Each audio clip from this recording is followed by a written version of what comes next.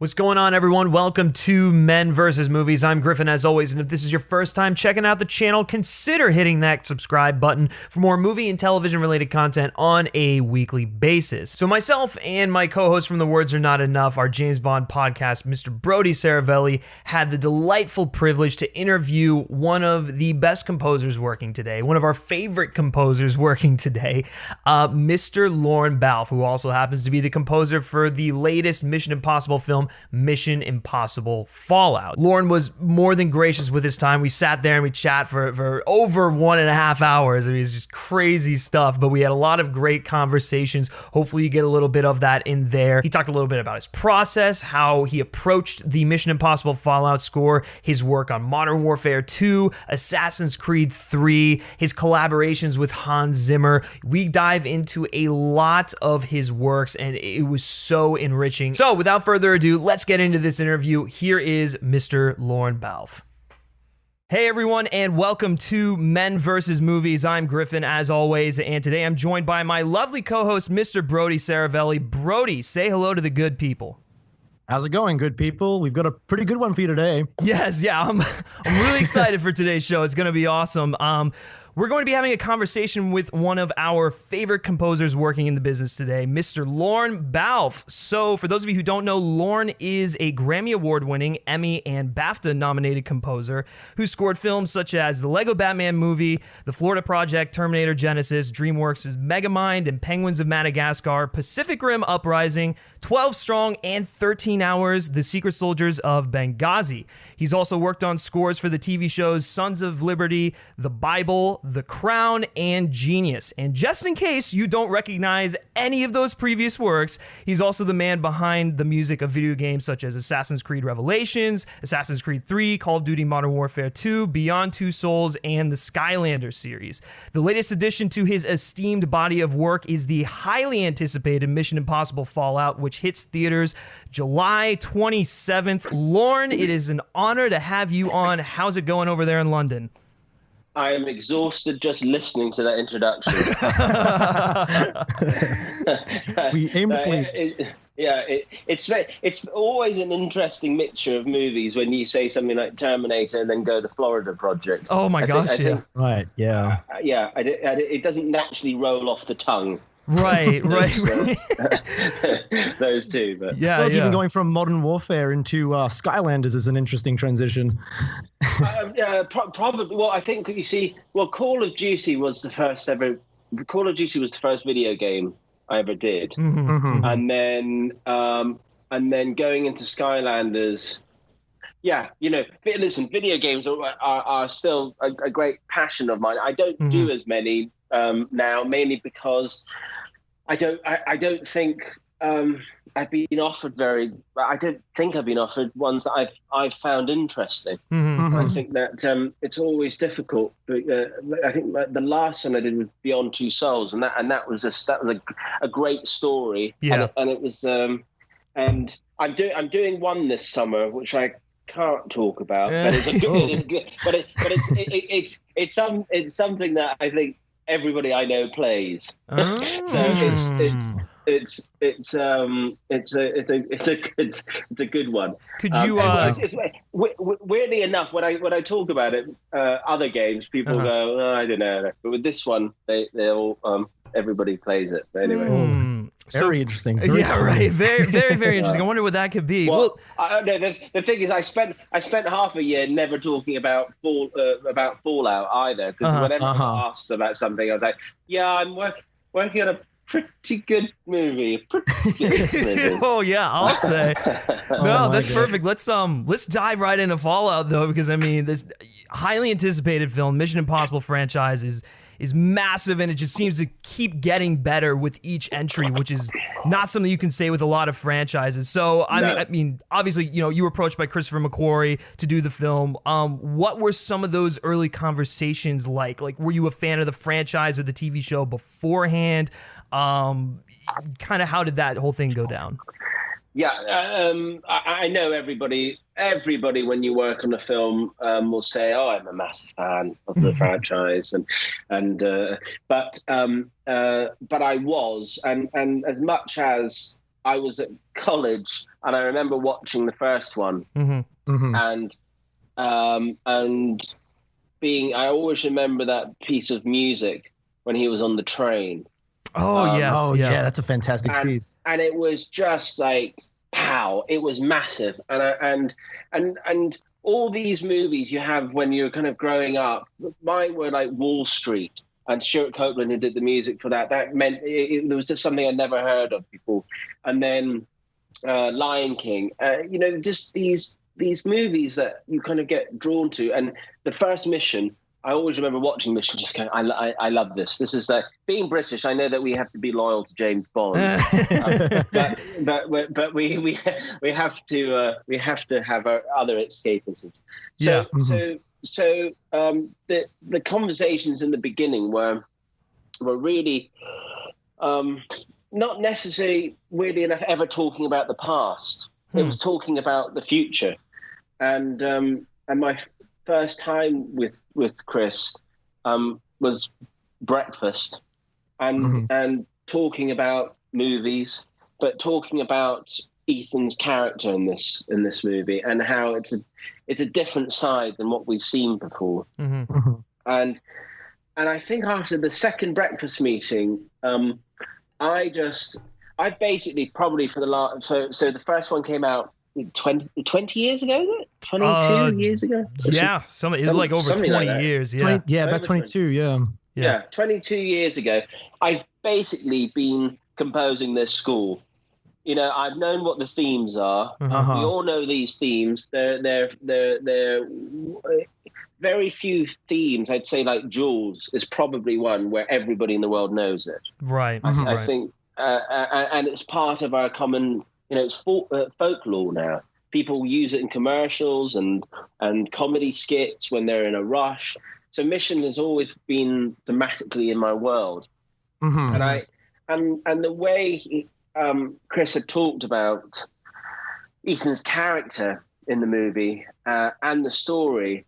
I left breakfast and I went and wrote for about 2 weeks. Oh my gosh! And I wrote maybe about an hour of music that I basically wanted to say to Chris that. Instead of sitting and discussing things, the way I would discuss it is to write music. Right. And that was my musical letter basically to him. And of how I felt he was talking about this movie. And I hadn't seen anything then. And it was just talking. So I wrote and thankfully he liked it. And something that Chris doesn't ever do is he never uses temp music. Oh well, that's another question I do want to ask you about a little bit later on. Okay, interesting. So basically we created our own temp. Wow, and, interesting. The first thing I delved into was what is that opening titles. And because we've had I think we've had the Limp Bizkit version, right? Oh yeah, we've had the other two from U2, and I thought that I kept thinking about what is the loyal version, but what is this? What is now a new version? But you've got to keep it loyal, right? And not be too clever, but the fans expect it, and I've done. I remember kind of working on Ghost in the Shell, and some people kind of really the Ghost fans wanted that original theme. Oh yeah. But the thing is that whenever I tried to get it into the movie, it just didn't work. So what I actually did, which probably very few realize, but I started using the percussion from the original piece. No, I actually did. I did notice that for sure. Yeah, it was very well utilized. Yeah. So the shaker sounds but you tried to do, and then the same with Terminator is that you've got this amazing theme, but it was just trying. You look back at some of the other movies where you only heard the theme at the beginning. Right. Yeah. And you. So on that one, we kind of went, well, when Arnie's kicking ass, that's when you hear the theme. You don't just. So it kind of made sense. So I think with Mission, you have got many elements of that theme, and then also you've got the very famous plotting theme. Oh, yes. Which, so you've got a lot of DNA to work with, which also that plotting theme is a little bit right in the middle, which then became our baddie theme. Yeah. Right. Yeah. And it's just this bomb, bomb. And that's the end section of the plotting theme. So again, the DNA is all there. But the main thing was to try to give a fresh, different approach, but also be respectful, because I think that when you watch it, you have to feel that you're in that Mission Impossible world. Right, Absolutely. exactly. Yeah. I guess going on from like talking about like using those iconic themes, did you at any point reach out to Lalo Schifrin, who is the original composer for the series, or? Do you know? Weirdly, we've got the same agent. Oh my really? gosh! and I've got his email. I was too intimidated to email him because it's a weird one. It's like, hello, I'm about to take your melody and you may hate what I've just done. Yeah. So it's kind of it's the same as, I think, after Terminator, I made contact with Brad Fiedel that wrote it, and I wanted it to happen and then say, hello, I'm sorry. Or hello, I hope it's okay. Because it is hard. I know these themes have got their own life, but it's still someone else created it, and we're simply just looking after it. We don't own it. So no, it kept crossing my mind throughout the whole process, and I chickened out. I just thought, oh, I don't want him to hear it just yet. So I hope he enjoys it, and I hope that it's loyal to the origins.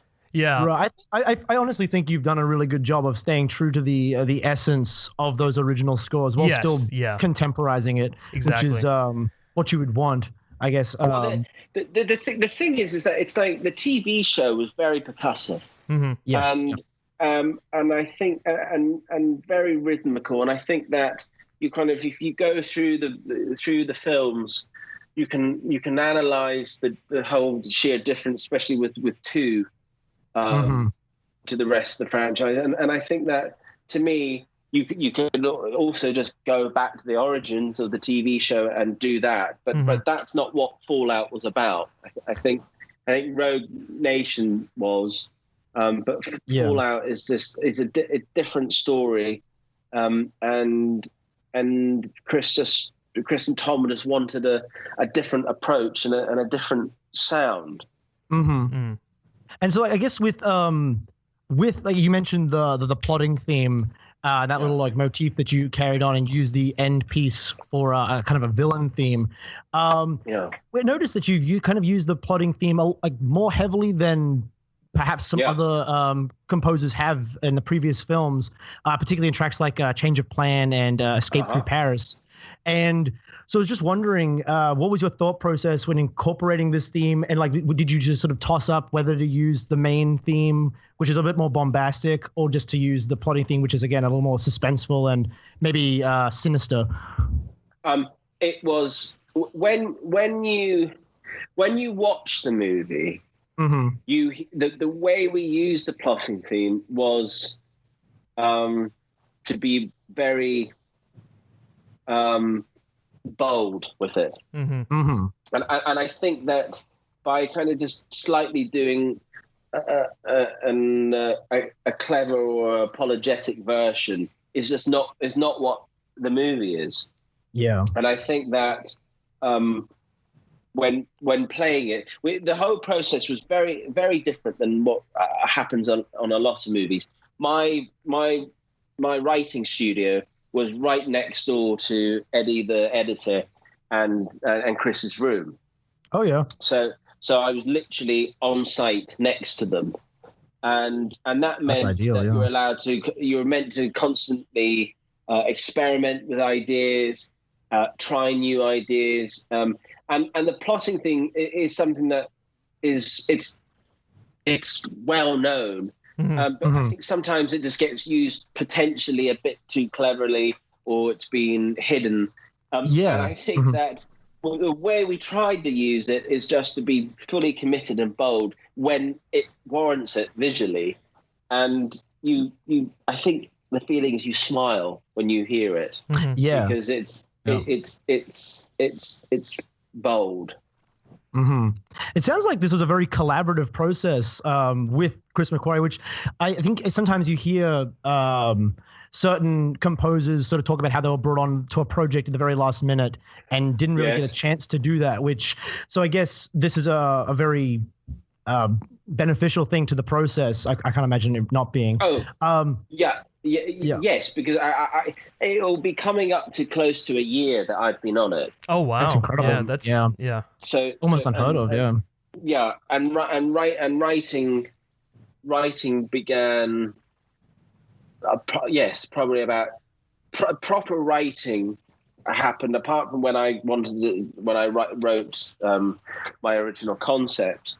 But I started writing about 8-9 months ago. So it was a long process, and also getting into that world and getting into that family, because the thing about Mission is that it's got its own life, and you start discovering new things. And I think I've been one of those that have come in 2 weeks before the end, and got the journey done, and you don't. It's like being the last person at the party. You don't know anybody, so you don't fully understand all your characters, and it's just very late to the day. But with this, it's totally collaborative. It's an amazing way to work, and I think great experimenting filmmaking wise, because I think that last week I did what's it called? A commentary? Yeah, a commentary. There you go. Okay, of the movie. I wouldn't use what I did was a commentary, but it's officially a commentary of the whole film. Yeah. Wow. And it was interesting going through it because then I started remembering different experiments that we did, and there were certain cues where Eddie and Chris had taken a scene that I'd written for somewhere else, and they were playing with it in a particular scene. And also somebody who always gets forgotten about is our music editor, Cecile. Right. And music editors tend to get kind of not mentioned much, unfortunately, and they should do. Oh, absolutely. They really do help form the score. But a music editor won an Oscar last year, or this year, for Alex Gibson on Dunkirk. There you go. Yeah, exactly. Yeah. So, but it wasn't officially music editor, but it was for the sound design. So, rightly so. Yes, it's a very much a team thing, and I think that's the joyful thing about filmmaking. Right. I guess that's like the. Oh, sorry, I didn't mean to cut you off there. No. It is. It's like, when we were recording, we were recording some bongos, and again the bongos go back to the TV show. Apart from, I think the TV show had one bongo, and on the Fallout we have 12. So I thought when hearing it just gave good, interesting ideas, and then that's how the beginning of the first track of the album is. Which is it's incredible because I remember I read an article recently, like in preparation for this, in NPR with Chris McQuarrie from the last film, from Rogue Nation, and he was talking about his collaboration with Joe Kramer and how he wanted to go for a more traditional sound. And in this one, it sounds like you've been a bit more experimental. And was that a conscious, like a conscious decision to move away from a more traditional sound stylistically? Did that come from Chris, or was that sort of more what you brought to the project when you came on board? I think when you watch the movie, I think that when you try to kind of give a more traditional approach to it musically, it stands out and not in a good way. I think it's the color of the movie is totally different. The shots are totally different. The pacing of the movie is different, and it's not like I was told, oh, can you write the exact opposite of the traditional score? It was never that. Yeah, it was what is the soundtrack of this movie? And I think that, there's quite a lot of action music that's quite, I wouldn't say traditional, but it goes back to very kind of suspenseful movies from the 50s or 60s, or Bernard Herrmann like textures. I think that it's I wouldn't necessarily call it a modern score. I wouldn't. I'd say it's got contemporary elements. But I don't think it was like a conscious decision to do the exact opposite. It was to figure out what is the tone and what fits. Because I think that you can musically drift down a different avenue where it becomes very Bondish. Yeah, that's because it's the same. It's the same around the same period of time that it was written in originally. So you've got a lot of jazz influences in it. So you can easily go down that route. But I think the main thing was to try to kind of figure out what is this identity, and also weirdly enough, like halfway through the process, there's a piano motif, and that became more featured in it, and again that is kind of, it just brings a more retro feel to the score. Having these kind of jazz infused piano licks all over it. No, absolutely. I mean, like that. I assume you're talking to the one featured in like the track "The Syndicate" a little bit. Yeah. Yes. Yeah. Okay. Yeah. No, that really stuck out to me. That was like, you hear that mixed with the stuff that's going on already, and it's like right there is where you find that balance of like acknowledging classic, film scoring, but then also kind of like embracing new. And new ideas and like the feel of the film in general. Yeah, and I think there's a big action scene which I can't say what it is. I think everybody knows it's the scene when Tom Cruise breaks his ankle. Yes. It's that whole sequence there. Okay. And again, I feel personally it's traditional, but I think that the production around it is just a bit more modern, and it's just you get your influences from what you're seeing and the color of it, and absolutely, and the tone, and I think that that's how we got to where we are, and it's not a case of we're trying to rebel and do the exact opposite. Right, yeah. It's different. And I think that's what's always been interesting about the Mission soundtracks.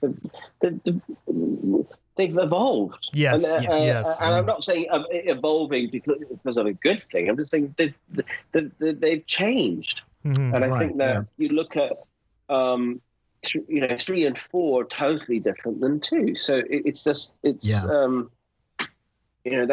the nature of the beast. Yeah, kind of like a reflection of the times almost. Exactly. Yeah. And just letting, I think you've just got to look at it and just go, okay, what? Forget the past and look at it now and just go, what is this movie? Right. Kind of speaking to the now and like how you decided to utilize and kind of arrange this Mission Impossible theme. It's featured a lot throughout the film, naturally. I mean, like tracks like fallout, the exchange, and then the mission accomplished.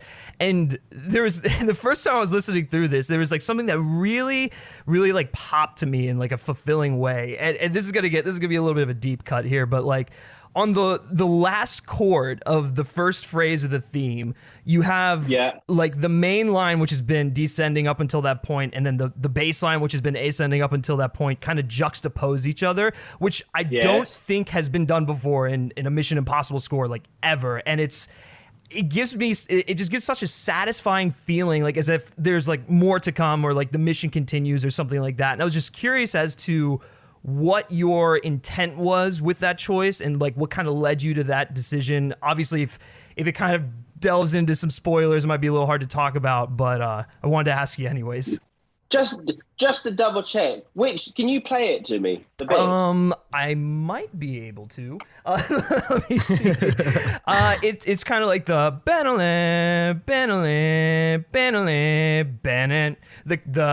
the Bana. It kind of, there's like this, like the bass line is kind of like juxtaposing the main yes. Here's the thing. I think that it's always interesting when you think of a piece of music. You kind of go, well, what's the memorable thing about it? And firstly, one thing about that theme is the rhythm. You've got this kind of syncopated feel. Now that was one thing I always knew right from the beginning that I felt, and I can't remember anybody doing it, was simply to use that rhythm as a proper rhythm, right? And use it as a bass, pattern, and just keep holding that, just keep doing that. Because weirdly enough, then you're kind of going, oh, well, that was probably done in another movie or something, and you go, well, I don't care, because this it came from that movie actually. Right. You've taken it from this. So the rhythm of the theme was something important. Right. But changing the theme, I think it's a case of you get changing the harmonies can sometimes be a bit too clever. It's like rubbing your tummy in your head at the same time. And I think that you can't go too strange with it. Right. But the main thing was, it's like near the end of it, you have the bum bum bum bum bum bum, and then we do a big drum, bang bang. Yeah. And that I think possibly there was about 40 variations of just that. Jeez. Oh my. Just that one section. Yeah. Because I think that you know where it's going, but I know that with that one we wanted to try to experiment with, well, you know where it's going, so don't just take it out so you get a shock. Okay. Yeah. But with the melody, it's to try to kind of still feel connected, but it does give a slight shock. Yeah. So there's something a bit uncomfortable, but yet it's familiar. Yeah, Right, exactly. Yeah. That was like totally like the feeling I got when I was listening to it. And it was like really, it's like something so small in a way, but it just makes all of the difference when you're listening to it. Yeah. And I think that I think also with the final track, Mission Accomplished, that again, quite a lot of versions I tried doing, and then I went back to one of the original ideas, because again, I think for the end you want to go back and be loyal to the fans, and do it in a truly respectful way, but make it sonically the same as the rest of the movie. So it's got the same, 45 brass players and 100 string players and a choir. Goodness. Yes. Oh, that's very true. Yeah, that does not go unnoticed. having the choir sing Mission Impossible in Latin, I'm not too sure if if that's been done. No, I can't. I honestly cannot think of it before. That was also something else that stuck out to me. I was like, wow, this is incredible. The use of vocals it enhanced it. Yeah, for sure. Well, I mean, we could talk about, so many details regarding the Mission Impossible score like all day. I think, Brody, you did have one more question though regarding Bond and spy sounds. Well, yeah, so I was just sort of more just talking. I was talking to Griffin beforehand, and I was remarking, I think this is probably the most spy sounding of all of the Mission Impossible scores, if that makes any like it sounds like a contemporary espionage film more so than previous iterations, and I think it had a lot to do with that sort of just having like this the not like ambient sound, but like the general like lack of melody in some of the tracks almost gave it this atmosphere of like being in the moment, of being in a a tense situation like that. And more so like that made me think whether or not you'd ever be interested in doing a Bond like score. Well, isn't there a curse? If you ask an actor if he wants to be Bond, he'll never be Bond. You're right. So maybe don't answer that then. Yeah, well, we had to throw that in there because we're both like huge Bond fans. And I mean, we do a Bond podcast. But I think the interesting thing with the color of music that's to do with espionage or spies or is there was a movie called Scream, which went and took every parody of horror music and ruined it. They, in a good way. Yeah. Every cliche, they took it and went, we are now. You can no longer watch a horror movie ever again and feel the same about the music. And I think it's tricky with spy-related music because you kind of go, it becomes a parody. Yes, yeah. And audiences are far more musically educated with these, with the style. Well, whatever the style is. It's like when you're watching a scary movie and you hear a slow build happening with high string, something's about to happen. But if you watch Paranormal Activity, for example, there is no music, right? And it's just as scary. So you've kind of, we've kind of, the way music is now is slightly different. So it's a difficult one, but weirdly enough, I think Mission is got amazing action sequences in it, just truly breathtaking. But there's emotion in it, and there's you're invested in Ethan's character this time, and I think that's why I tried to kind of write more music that you could feel emotion from, and not necessarily in a big epic way, right? With big strong melodies, just more subtle, but yet it grabs you. Absolutely.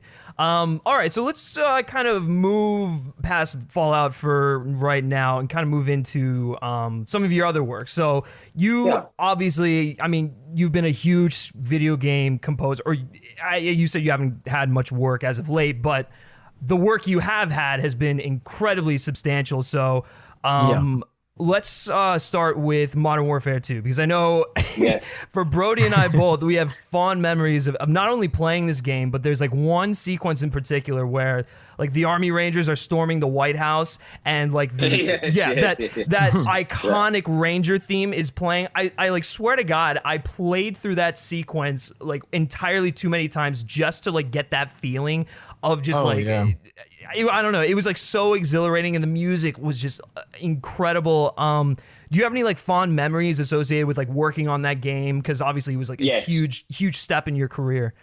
It was. Well, listen, it was in the game wise, it was going from 0 to 10 in one day. Right, exactly. You can't get bigger than Call of Duty.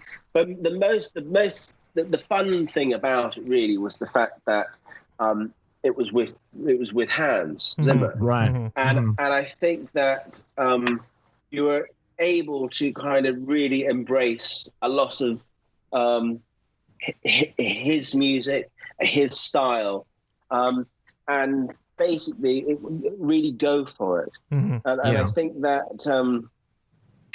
game music's always had a hard time, I think, and game composers especially have had a hard time in the past. Well, they definitely don't get enough credit, that's for sure. No, definitely, absolutely not. And I think I remember somebody to me about 15 years ago saying to me the ladder of composers, and they said at the top you've got film composers, then it's TV, then it's video, then it's commercials. I thought, my goodness, I can't believe something is so snobby. But, right. Yeah. But I think it's gone now, because film composers are desperate to work in the game industry. Yeah. Right. And I think at the moment I can only think of one that hasn't done a game. John Williams. But his music's used. John Williams is used. His music's used throughout all the Harry Potter games. So and Star Wars. For goodness sake, all the new games coming. So they are. Technically, it is happening. Right. But Call of Duty was just. It was. Being thrown into the deep end as far deep you can imagine, and writing a lot. There was maybe 9 hours of music on it. Wow. It was a lot of music. So it was full on. But no, it's the game that keeps giving, because everybody still talks about it. I remember being in a taxi once, and the taxi driver said to me, he said, "What did you do?" And I think it was around that time. I said, I just finished a video game. He said, "What is it?" And I said, Call of Duty. He said, "You know what? I didn't leave my house for 3 days when that movie came out." And game music is just totally different than film music, because game music, gamers live and breathe this music for months. Right, exactly. Yeah, so it's and I'm just glad now, Austin Wintory, his journey is now touring at the moment, and Jason Graves, his music's getting performed there. So it's great to see it finally getting the kudos that it deserves. Yeah, absolutely. Yeah. And so you mentioned that like composing a video game is different to composing a film, as one would imagine. And you've also stated that your methodology when it comes to composing a film is to compose what's on screen, in sort of in the vein of like an opera or like a ballet, However, in video games, I would imagine it's a lot harder to compose to what's on screen, just because while there's like a general direction for the narrative and there are cutscenes and whatnot, the characters and objects interact with the story. That interaction has to do with more with like player input. And those actions can be executed at an undetermined time within the soundscape, so to speak. So when you're writing music for video games like Call of Duty, so what's your process when it comes to writing stuff that's complementary to the gameplay, while also remains malleable enough that it can feel like it harmonizes with the player's input? Yeah, it's very, very difficult, but in one respect, it's the same process. You're trying to write music that helps tell a story, and your themes have got to reflect those characters that help enhance them. Now, the logistics of game music is a beast. It's really you've got. I always try to look at it as you want to get inside. You're creating a soundtrack for the gamer. That's what I think, and that is what is in their head. If they're running around the White House, or they're, if it's Skylanders, it's just that you want to be that player's soundtrack. Yeah. You then have to start kind of. I try to I write the piece of music first, and then I look at the logistics after it, and that's why I probably end up writing far too many minutes of music than I should. but I'm very aware that the gaming experience, you don't want to hear the same piece of music on loop. If you're looking at the gameplay of a game that's 28 minutes long, 28 hours long, it's you can't obviously write 28 hours of music. But you can start doing different arrangements of those themes and placing them differently. So the logistics of it, each game is always different, and but the writing of the music is the same, whether it's a film or if it's a commercial or if it's a game. I personally think it's they're all the task in hand is the same, but the actual logistics of it is a different beast. Right. So, I mean, you were talking about like writing, or I guess making the music not sound so stale, just kind of like looping the same sort of thing. And with games like the Assassin's Creed games, you know, that's especially true because it's like an open world game. You're going around, you're doing a bunch of different things in different areas. So, like, what was it like for you to enter that universe and not only collaborate with Jesper Kyd on Revelations, but then kind of take the reins from him when it came to Assassin's Creed 3, because 3 is completely divorced from the prior setting and characters of the Ezio trilogy. So, like, were you a fan of the games before getting involved? Kind of like, how did that whole thing go down? Yeah, no, I got involved because I had been doing the trailers for Assassin's Creed. Okay. And that's how I got involved, and I've written 2 or 3 of the trailers, and then they pulled me in, and so it was one of those kind of, like many things in life, it's just it's a very fortunate and lucky position to be able to get in. But they embraced it, so then they invited me in, and then I took over for a while. But yes, again, it's a difficult one because there's a great legacy there, and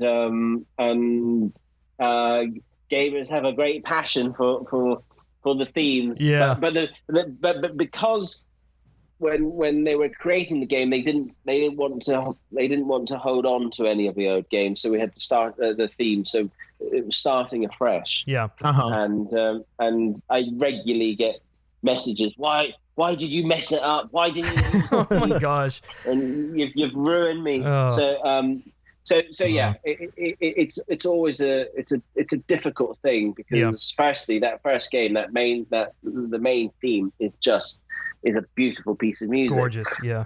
But sometimes themes just don't work. Well, I completely agree because, I mean, you also have to take into account the time period. I mean, this is the American Revolution. It's not the Renaissance. And, like, you definitely see the implementation of some of the more traditional instruments of that time period. And so that's just... And not only that, but then, like, the themes are, like, for me at least, I think they're really memorable, definitely on par with, like, the previous stuff and whatnot. So I as a player of the games, I was not someone who, like, minded that change in theme. Oh, good. Yeah, no, absolutely not. Good. Yeah. And on top of that, I think... sorry, go ahead. Yeah. Yeah. No, I think the thing is that you've got to you look at the past and the DNA of those themes, and you know, I think I tried to kind of maybe have a kind of a hint somewhere of it.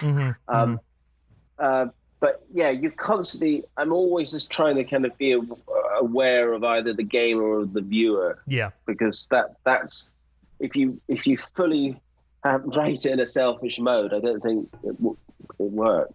Right. Yeah. Agreed. Yeah, so let's move on to some collaborations, because you have collaborated with a lot of great composers over the years, most notably Hans Zimmer. Yes. And so I guess the first question is, what is that process kind of like? How does it work between you and Hans? I mean, you worked as a score producer on Dunkirk, so you weren't actually, composing the music, but like obviously you probably had some creative input. How does that whole dynamic kind of work? Well, I thankfully started. I worked for Hans for maybe 15 years, around 12 years. So the first ever movie I ever worked with him on was Batman Begins. Oh wow! Wow. And that was their first time together. And I think he asked me if I knew how to work one of the software programs that we write on Cubase, and I said yes, and I lied. I had no clue how on earth it worked, and I just stayed up all night watching YouTube or researching, and I quickly learned it, because I thought in life, if it's that opportunity. If you don't grab it, it will be gone. Right. Yeah. It's the fake it till you make it type thing. Exactly. Yeah. Well, it's like any actor when the casting agent phones and says, "Can you ride a horse?" You say yes. Yeah. Exactly. Yeah. So my journey started there, and we just worked on a lot of movies, and we listen, going all the way back there, right up to very recently, we just did the new FIFA theme. Yeah, I was about to say that. For the World Cup. So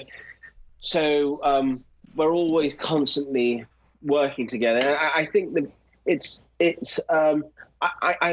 I can't describe what the process is, because it's different every single time. The first thing is, I'm never quite sure why he wants to collaborate with me sometimes. He doesn't need it. The body of his work and what he's created is known worldwide. Oh my God! And he's a force of nature. He is. I went to see his live concert. Yeah. And in the first 15 minutes, he does a medley of movies, and you sit there and you go, "Oh my goodness, I forgot that True Romance," and it's mind blowing. Yeah, his concerts are so good. Yeah. And I think that it's kind of, and he writes the most emotional melodies. He writes the most memorable melodies. Him and John Williams they're that level of God that you can't. So the thing is, the working process, when I have a suggestion, I have to kind of semi-remind myself. It's only afterwards I still kind of go, gosh, why that works. Yeah. So it's but it's been a long journey, and I'm sure, and I know that we'll do more. But yeah, it's I think also composers generally have quite a lonely, boring life. Yeah, it's fun to be able to work with people and throw ideas around, and it's like on The Crown, Rupert, Gregson Williams, and Hans and I all were trying to figure tunes out and melodies out. So it's been, again, that is just something that's fun, because a composer, if you're in a band, you jam with the rest of them, and inspiration kind of occurs. Right. But writing as a composer, you sit and play on your piano by yourself. yeah, it definitely get lonely for sure. I think Brody, you had a question regarding Dunkirk, correct? Somewhat. It is more like it was a technical question about the way Dunkirk was edited, actually, in regards to the music. So like I've heard Hans has talked a lot about how he used a shepherd tone in like sort of scoring Dunkirk, and I always thought it was interesting that I felt like Dunkirk itself, the film, was kind of edited in the style of a Shepard tone, where there's this constant escalation almost, where it feels like it's just impossibly escalating. And I was wondering if that was like a conversation that happened when Christopher Nolan and Hans Zimmer and all you guys were sort of figuring out what to do with this film musically. Was that like a conscious decision, or did it just like a happy accident? No, Shepard tone was there right from the beginning. Mm-hmm. So Chris is very musical. You know, it's weirdly every Chris in my life is very musical. So Chris McQuarrie on this movie would say, well, I'm not very musical, but he's got a good voice on him. And many a scene he would say, oh no, why don't you do this? And he'd sing the melody. And it saved me 5 hours of trying to, with my banana fingers, trying to kind of figure out what to do. I think directors generally are very musical, because I think when they're writing, they have they're listening to inspiration. Right. Yeah. And sometimes in the scripts, the actual it's listing. What's going on, and I think it's the same with Chris McKay on Lego Batman. Chris is just an encyclopedia about music, and that's why he's great at choosing songs and those cues, and Chris Nolan is just he has a great passion for music, and that was one of the original ideas, but the whole Dunkirk is just is one of Hans's finest, I think. Absolutely. I would agree. It's and also I think it was very interesting because it was like Marmite. People either loved it or hated it. Right, exactly. Yeah. Very true. And discussions were occurring constantly with people that had never even heard of film school, were like listening to it, going, well, I can't hum this or something.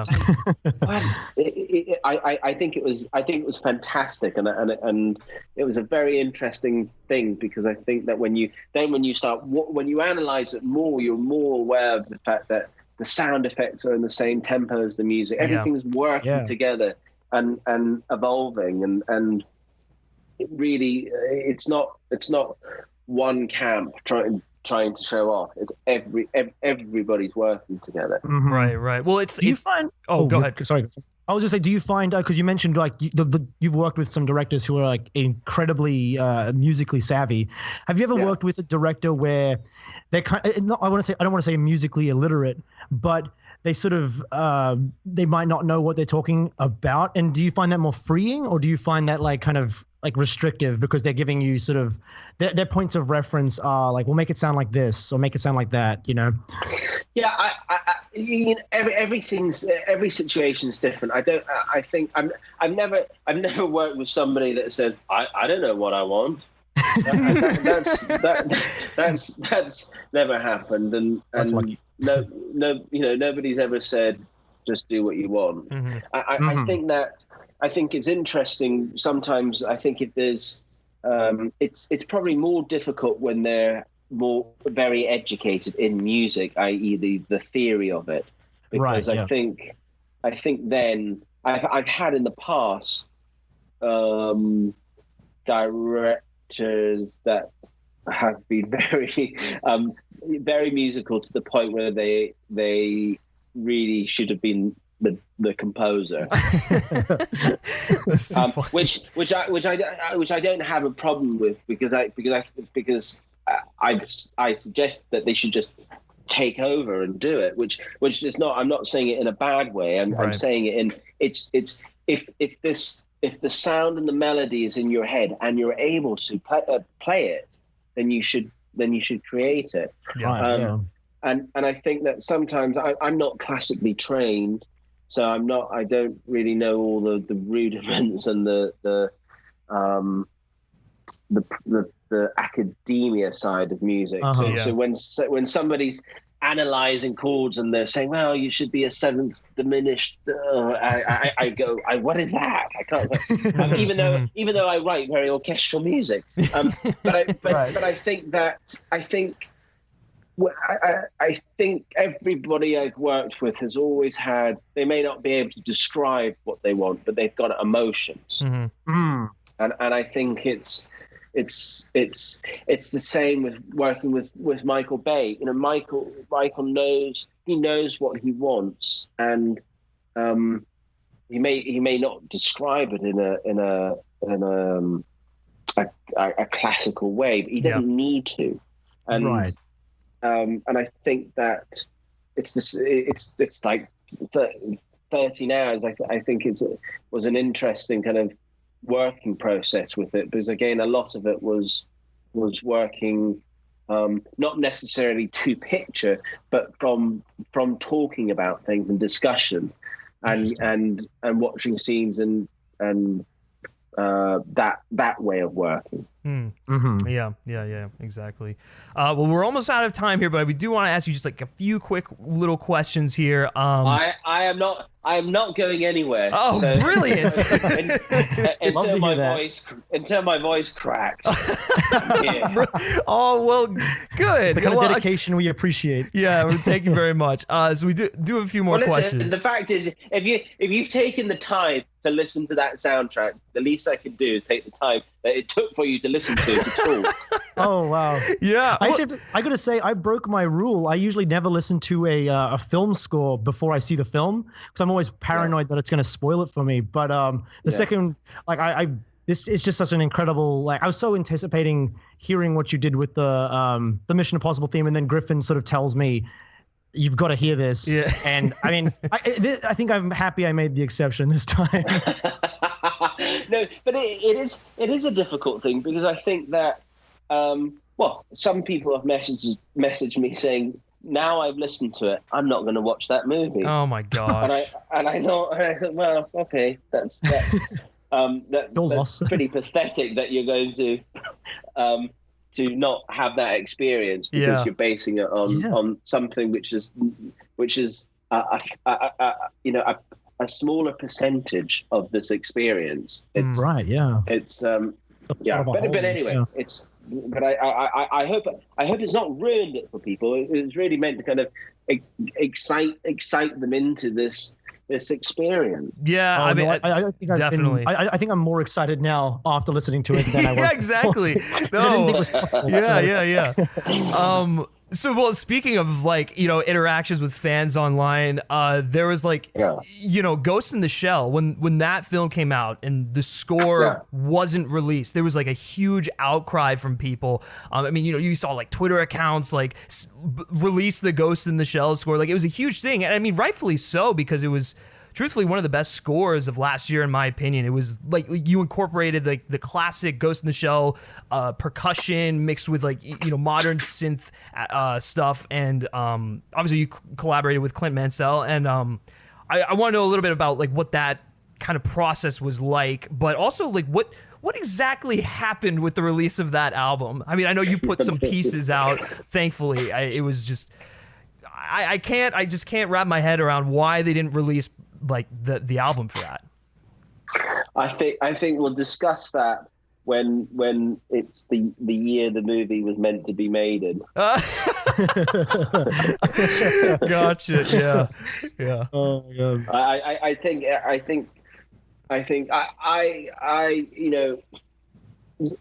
that Ghost, it's a weird thing to say, and I think people never like saying things, but Ghost in the Shell was one of my most favorite films that I've worked on. Yeah. And visually, I thought it was beautiful, and I think that it was a real shame with what happened. With the negativity regarding it, because. It was where the anger was coming from was not from where I thought it would have been coming from. Right. You see what I mean? I think also with film, I think it's always a shame when people try to destroy what's been made, because what they don't see is that the amount of hours and passion and love that has gone into something, and to want to just some of the way it was reviewed and some of the comments about it, it was so vindictive and just so aggressive that it ruins. It does ruin people's lives, and I think that everybody's got to kind of really think twice when writing blogs. Listen, it doesn't matter what I say; nobody will think twice, and they'll still go and write their venom. But I think that there really nobody in life sits out to make rubbish or subpar product.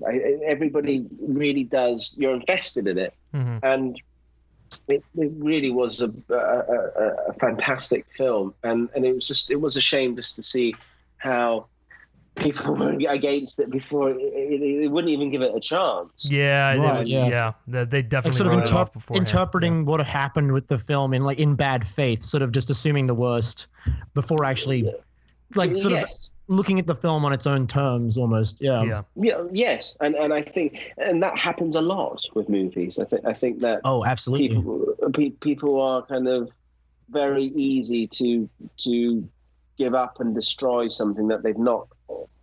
They don't actually know what it's about, or they don't understand the premises. But that's the way it is. I think 10 years ago, it was word of mouth, and now it's a simple tweet can ruin somebody or destroy. And I think that's why I try to start a dialogue. I it's very easy to when somebody says I don't like your music. It's very easy in life to say, "Well, you're stupid." I don't think that helps. And I think reviewers' responsibilities are to try to explain why. Yeah, I agree. Because exactly. I do what I'm learning on every single project. If somebody says, "Well, your music's just shit and it sounds like factory," I don't get anything out of that. It's if you were at least able to say, well, the way that the way you work with dialogue is distracting because of something. I go, oh, that's interesting. I then look at it that way. But it's rarely you get a conversation. And that's just the real shame. It's like people just want to throw insults or labels. They don't necessarily want to discuss it in full. No, but listen, I think we spend years working on these projects, and it's not a job. It's people sacrifice families, and relationships are ruined because of this of what we're all trying to do. So but hey, that won't make a difference, right? It'll still be done. But no, I think Ghost in the Shell was Rupert Sanders is he's an amazing director, and I think I've been very, very fortunate in the last couple of years of working with great directors. Rupert's one of them, and then I've worked with Ron Howard on Genius, and Michael Bay. He can sure shoot action. He is amazing. And Chris McQuarrie, he is up on a pedestal for me because the guy wrote The Usual Suspects. Oh, I know.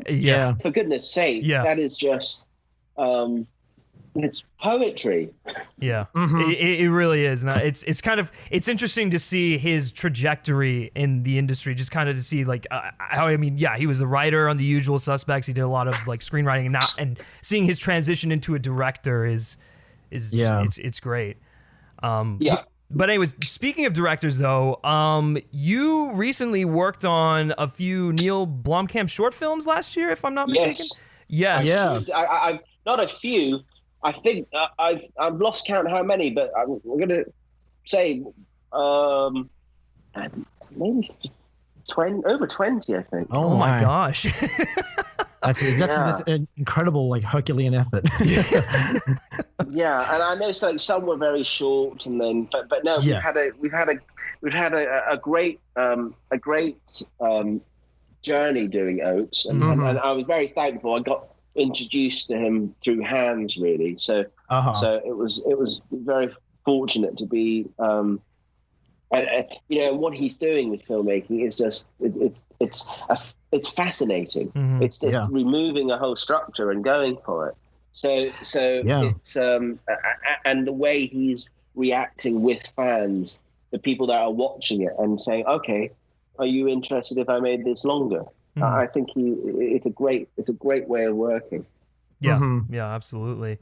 Well, I mean, having worked with him and now that he's been announced to be doing the new RoboCop film, does that, heard. Could you possibly be doing the new RoboCop film? I haven't received an email, unfortunately. I'm going to petition for it. Oh no. Well, the petition for Ghost in the Shell didn't work. So that's a good point. Yeah, it didn't work. But I think it was a kind of a. That's why I just wanted to kind of. I wanted to thank everybody for. I've lost count how many. I don't know what the petition was. But, I do know. I think I think it was over like 10,000 or something. Yeah, it was a really large, just a huge sum of people. People came out in mass.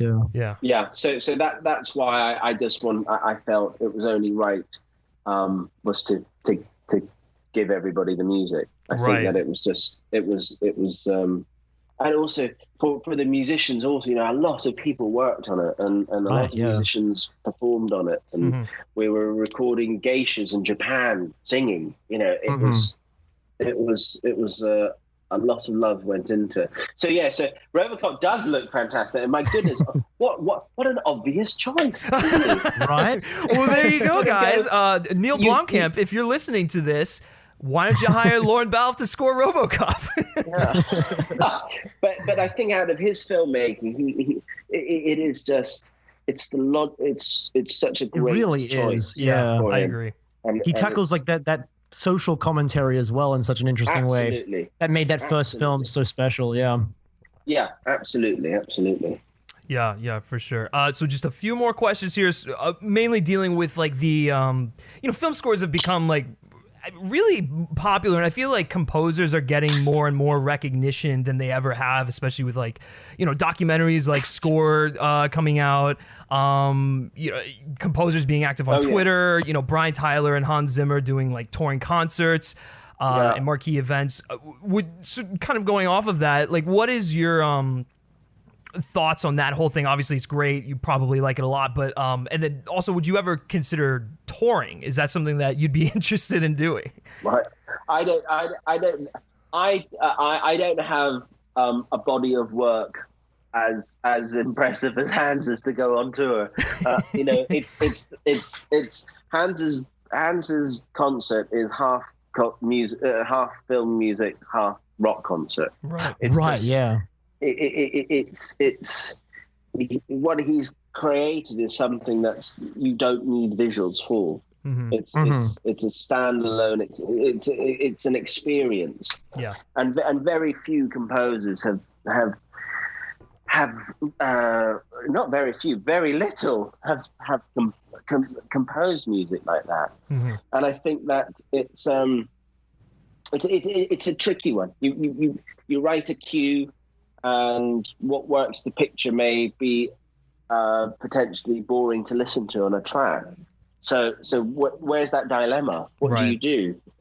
So it's a hard one. But listen, when you go and listen to Pirates of the Caribbean, and then the next medley is Sherlock Holmes, it's breathtaking. It's the same as when they do John Williams. You go from E.T. to Raiders. It's like.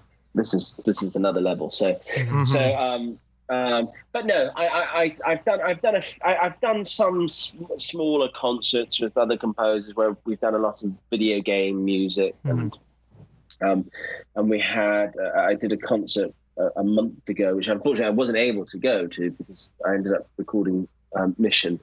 But we did some music from the new season from Picasso. Oh, okay. So yeah.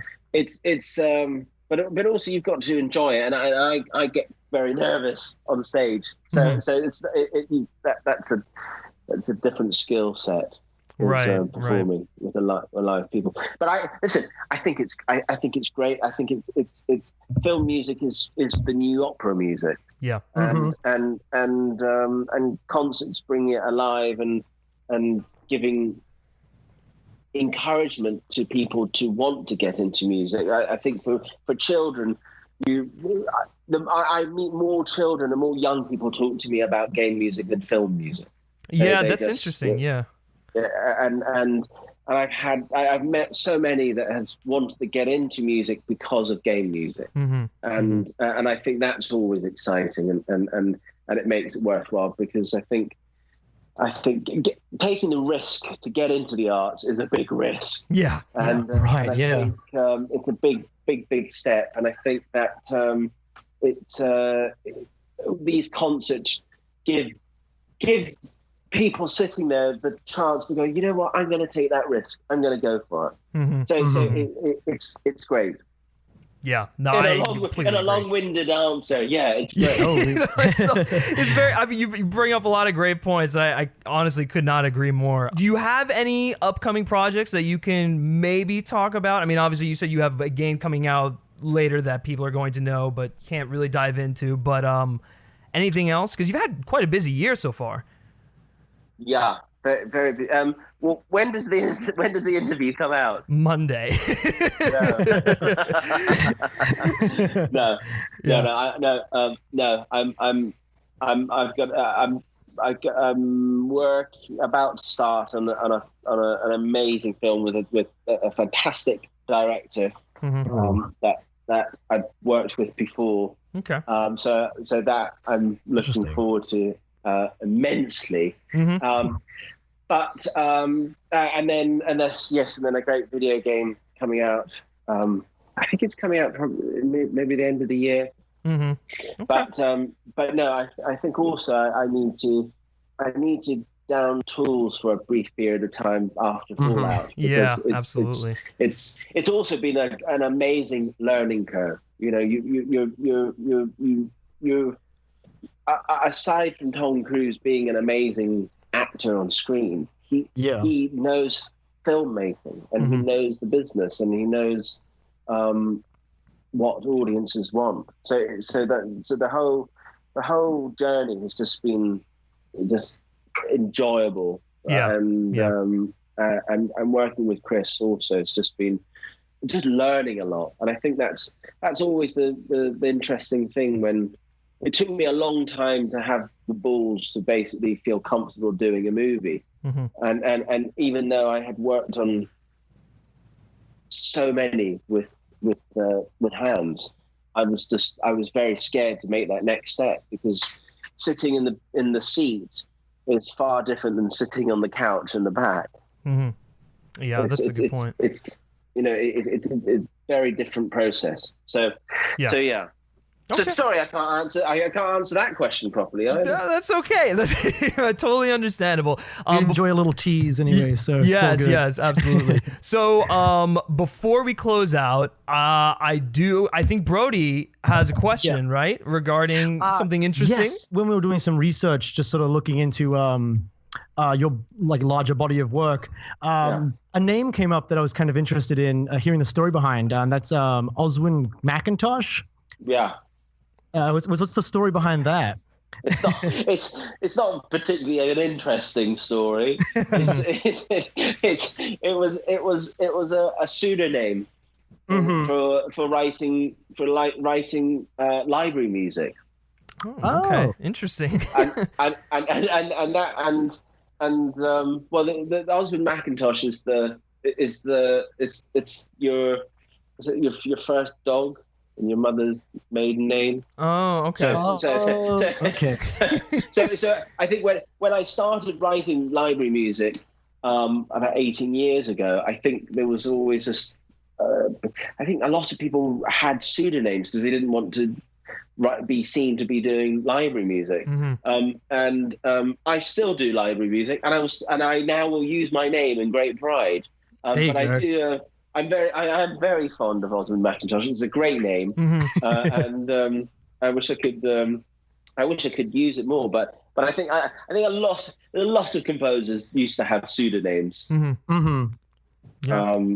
Yeah, so that's exciting as it gets. I mean, that's still fairly exciting. It was just such a great name, and I saw it and I was like, this is just the most interesting name I've ever heard in my life.